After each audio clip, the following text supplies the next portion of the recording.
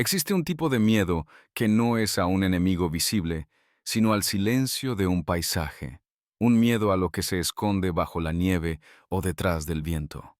En el invierno de 1959, en los montes Urales de la Unión Soviética, 9 jóvenes y experimentados excursionistas se adentraron en ese silencio y nunca regresaron. Cuando los encontraron, la escena que dejaron atrás no era la de un simple accidente. Era un rompecabezas macabro que ha atormentado a investigadores durante más de 60 años. Una tienda de campaña rajada desde dentro, cuerpos esparcidos a más de 1 kilómetro, algunos descalzos y semidesnudos en un frío de 30 grados bajo cero, y heridas internas tan brutales que parecían imposibles. ¿Qué fuerza o qué terror pudo provocar que 9 expertos en supervivencia huyeran de su único refugio hacia una muerte segura? Esta es la escalofriante historia del incidente del Paso Dyatlov, enero de 1959. En la Unión Soviética de la era Khrushchev, el montañismo y el excursionismo no eran solo un pasatiempo, eran una pasión nacional. Representaban el ideal soviético de fuerza, resistencia y conquista de la naturaleza. En el Instituto Politécnico de los Urales, en la ciudad de Sverdlovsk, un grupo de estudiantes y jóvenes graduados, todos miembros experimentados del club de turismo del instituto, planeaban su próxima gran aventura. Su objetivo era una expedición de categoría Tezro, la más alta en dificultad, a través de los inhóspitos Urales septentrionales, culminando en el ascenso al monte Otorten. El líder del grupo era Igor Dyatlov, un estudiante de ingeniería de radio de 23 años. A pesar de su juventud, Dyatlov era un esquiador y montañista respetado, conocido por su meticulosidad y su carácter tranquilo pero firme. El resto del equipo estaba formado por lo mejor de lo mejor del club. Zinaida Kolmogorova, una estudiante de ingeniería de 22 años, llena de vida y una de las favoritas del grupo. Lyudmila Dubinina, una estudiante de economía de 20 años, fuerte y valiente. Alexander Kolevatov, un estudiante de física nuclear de 24 años, reservado pero fiable. Rustem Slobodin, un ingeniero de 23 años, conocido por su increíble resistencia física. Yuri Krivonishenko, un ingeniero de 23 años, alegre y el alma del grupo. Yuri Doroshenko, un estudiante de economía de 21 años, y Nikolai Thibault-Brignol, un ingeniero civil de 23 años, de ascendencia francesa. A ellos se unió Semyon Solotaryov, el miembro más mayor y misterioso del grupo. Con 38 años, Solotaryov era un instructor de turismo y veterano de la Segunda Guerra Mundial. Nadie lo conocía bien, pero su experiencia en combate y supervivencia fue bien recibida. El 10º miembro, Yuri Yudin, se vio obligado a abandonar la expedición al principio debido a una enfermedad, una decisión que, sin saberlo, le salvaría la vida. El 23 de enero de 1959, el grupo de 10 partió en tren desde Sverdlovsk. Estaban de buen humor, bromeando, cantando y tocando la mandolina. Sus diarios y fotografías de los primeros días de la expedición pintan un cuadro de camaradería y optimismo juvenil. Tras varios días de viaje en tren, camión y trineo, llegaron al último asentamiento, un pueblo llamado Vizhai.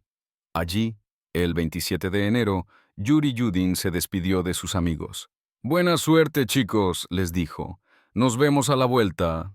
Nunca más los volvería a ver con vida.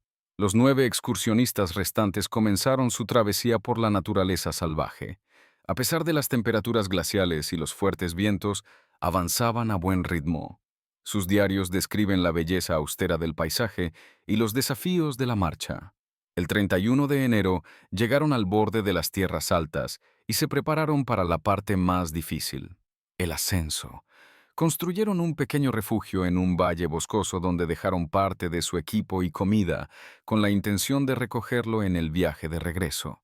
Al día siguiente, el 1 de febrero, comenzaron a subir por el paso que más tarde llevaría el nombre de su líder. Su objetivo era cruzar el paso y acampar en la ladera opuesta, pero el tiempo empeoró drásticamente. Tormentas de nieve y vientos huracanados redujeron la visibilidad a casi cero.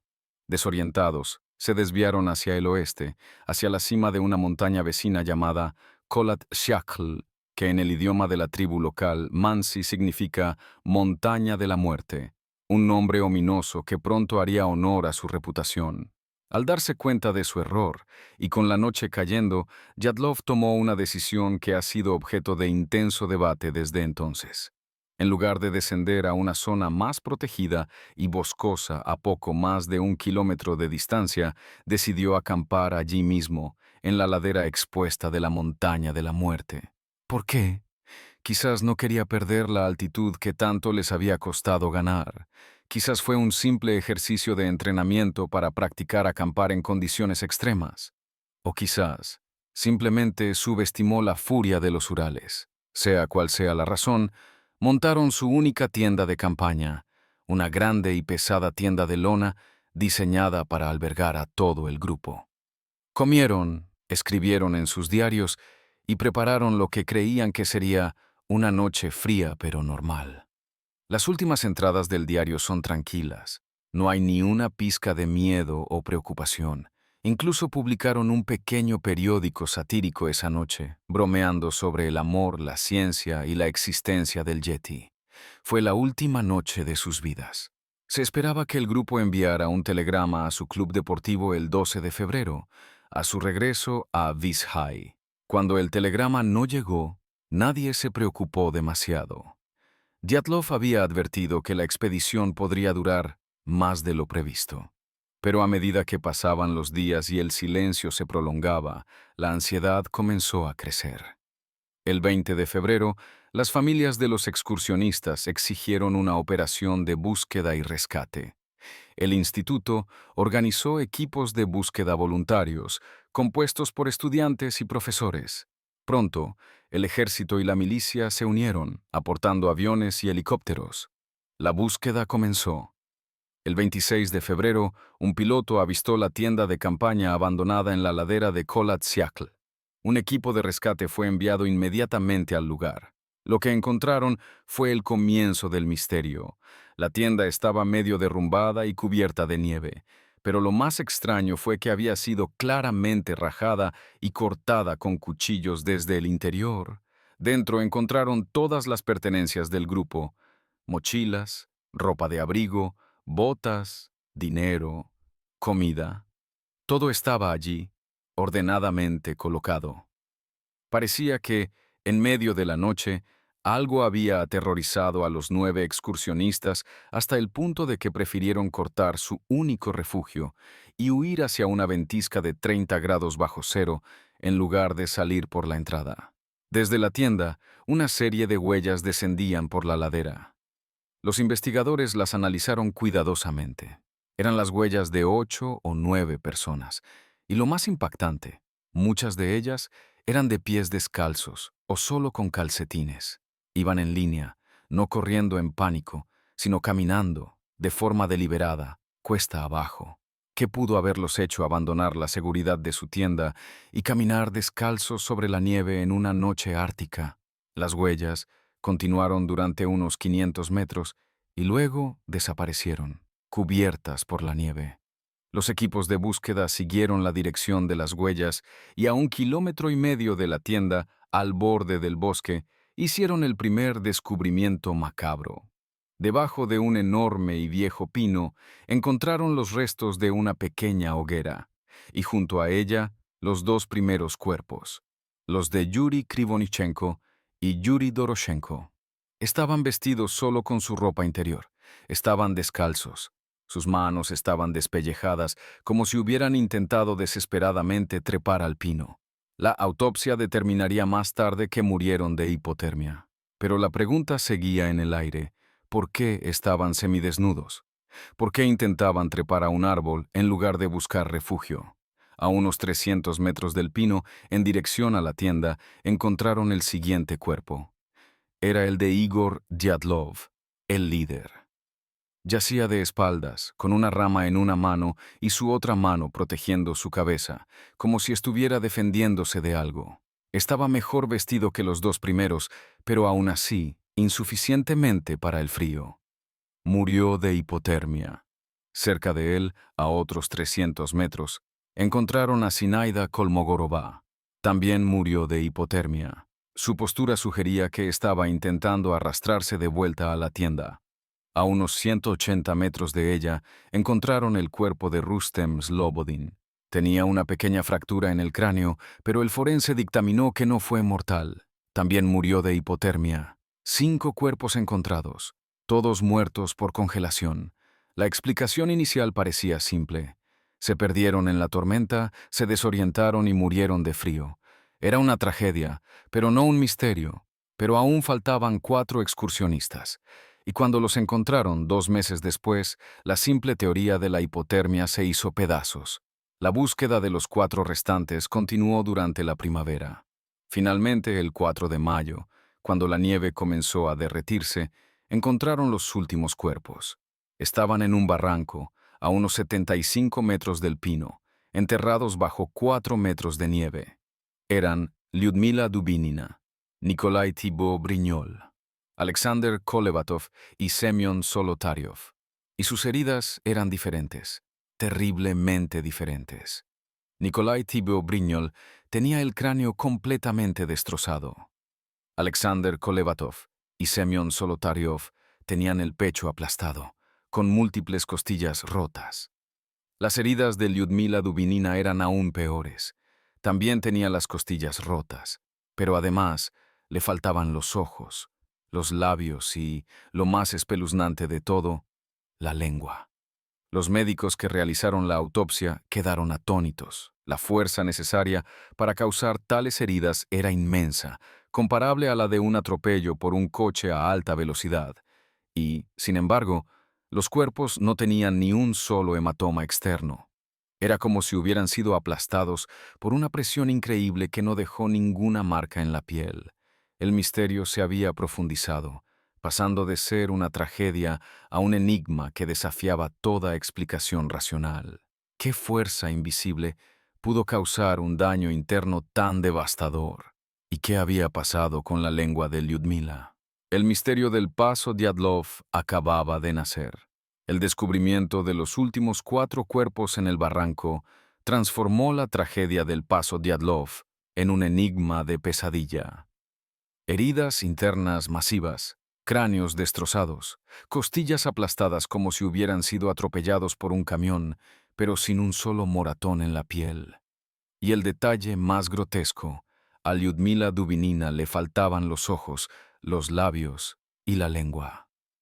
El médico forense, Boris Vozrozhdeny, declaró que la fuerza necesaria para causar tal daño era astronómica y que estaba perplejo por la ausencia de traumatismos externos. La hipotermia ya no era una explicación suficiente. Algo más había sucedido en esa montaña, algo violento, algo inexplicable. La investigación oficial soviética, que había comenzado como una simple averiguación sobre un accidente de montañismo, se encontró de repente ante un caso que parecía sacado de una novela de terror. La investigación, dirigida por el fiscal Lev Ivanov, se enfrentó a una presión inmensa. Por un lado, las familias de las víctimas exigían respuestas. Por otro, el Estado soviético, obsesionado con la imagen de control y racionalidad, detestaba los misterios sin resolver. Ivanov y su equipo examinaron todas las pruebas, los diarios, las fotografías, los informes de la autopsia, los testimonios de los equipos de búsqueda y de la tribu local Mansi. Y cuanto más profundizaban, más extraño se volvía todo. Se descubrieron más detalles desconcertantes. La ropa de algunas de las víctimas encontradas en el barranco presentaba niveles anormalmente altos de radiación. No lo suficiente como para ser letal, pero sí inexplicablemente elevados. ¿De dónde procedía esa radiación? Alexander Kolevatov, uno de los que tenían heridas internas, trabajaba en una planta de física nuclear, pero eso no explicaba la contaminación en la ropa de los demás. Además, varios testigos independientes, incluyendo otros grupos de excursionistas y meteorólogos en la región, informaron haber visto extrañas esferas o luces anaranjadas en el cielo en la noche del incidente. La investigación militar negó cualquier actividad en la zona. Pero los rumores sobre ensayos de armas secretas comenzaron a circular. El propio Lev Ivanov, el investigador principal, parecía cada vez más frustrado y confundido. Años después, admitiría que altos funcionarios del partido le ordenaron cerrar el caso y clasificar los archivos. En mayo de 1959, solo 3 meses después del descubrimiento de los primeros cuerpos, la investigación se cerró abruptamente. La conclusión oficial, en toda su gloria burocrática y críptica, fue que los miembros del grupo murieron como resultado de una fuerza natural irresistible. No se presentó a ningún culpable. No se ofreció ninguna explicación detallada. Fuerza natural irresistible. ¿Qué significaba eso? ¿Una avalancha? ¿Un huracán? La vaguedad de la conclusión solo sirvió para alimentar las sospechas de que las autoridades estaban ocultando algo.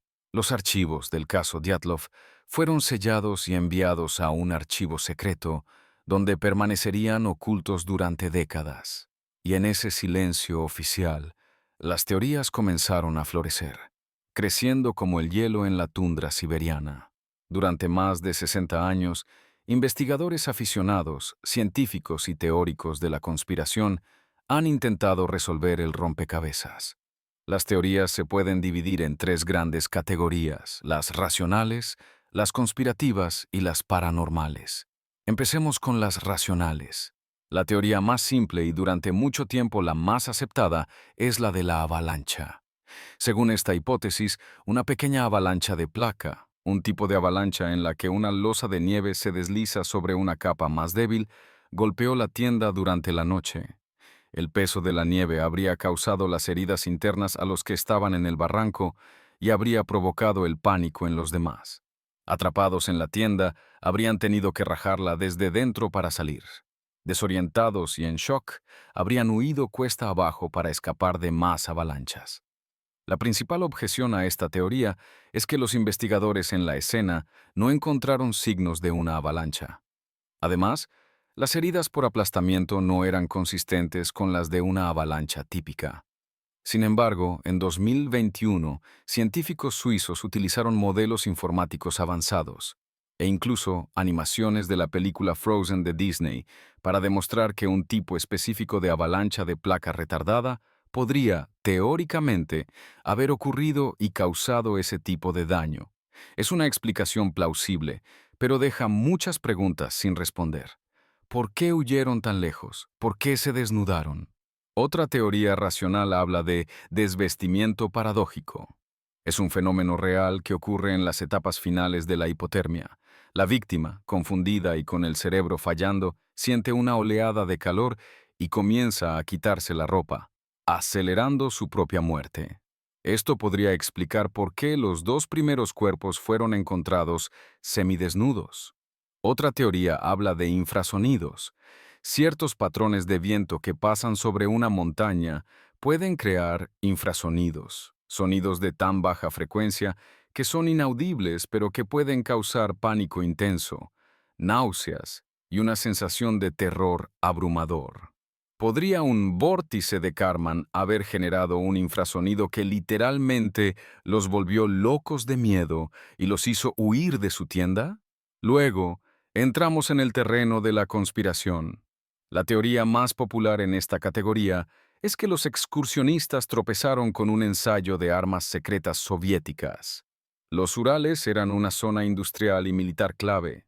¿Podrían haber sido testigos de la prueba de un misil, un arma de radiación o un arma sónica? Las extrañas esferas anaranjadas en el cielo podrían haber sido la prueba de ello.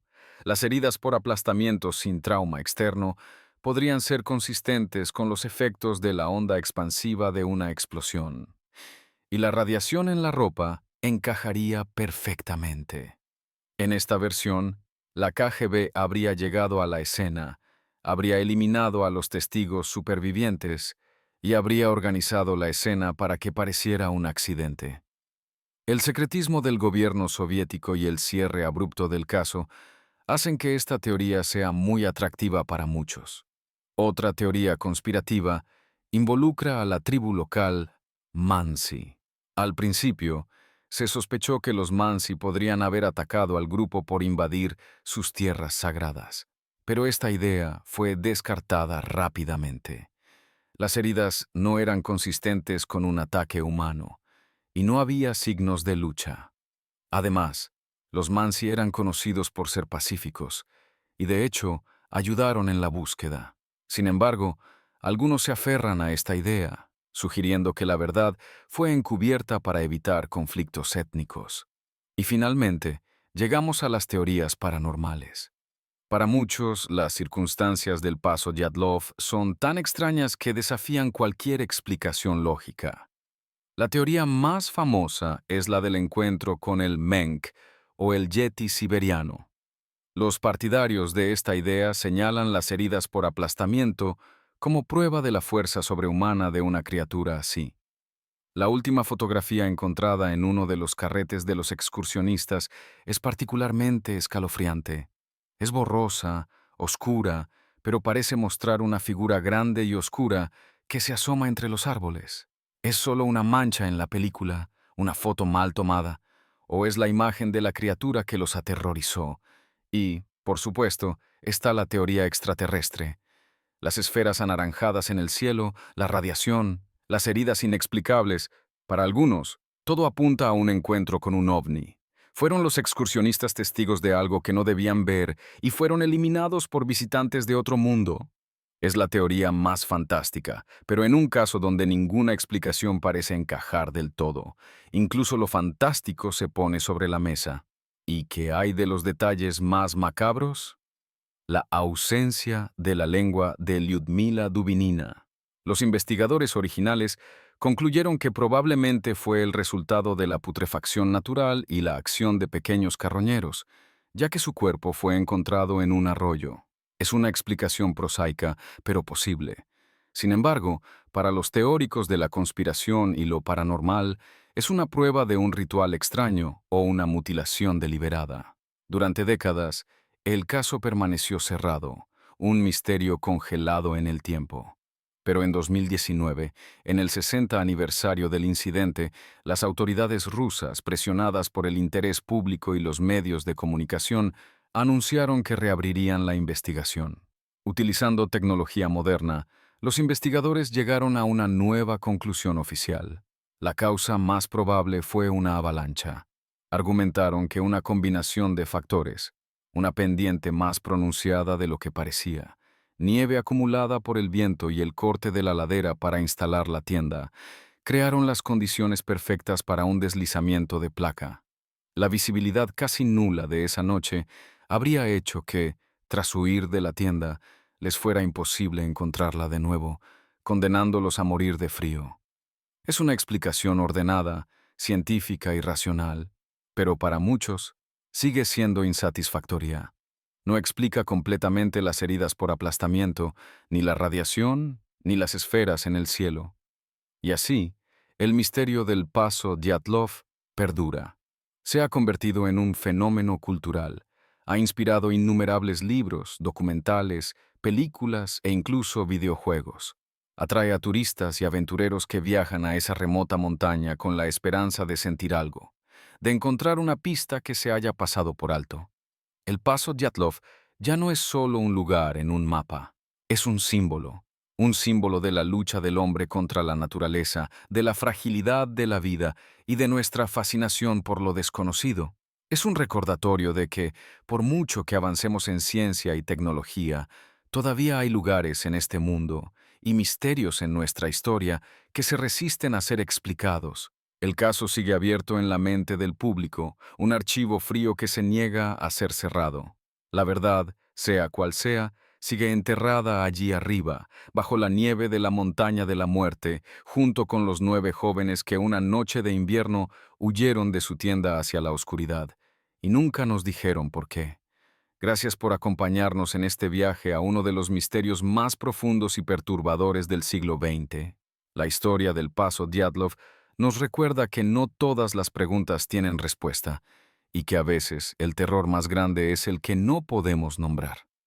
Si te atraen los enigmas que desafían la lógica y quieres seguir explorando los rincones más oscuros de la historia, suscríbete al canal, Deja tu comentario con tu propia teoría y no olvides activar las notificaciones. Hay muchos más secretos esperando a ser desenterrados. Hasta la próxima.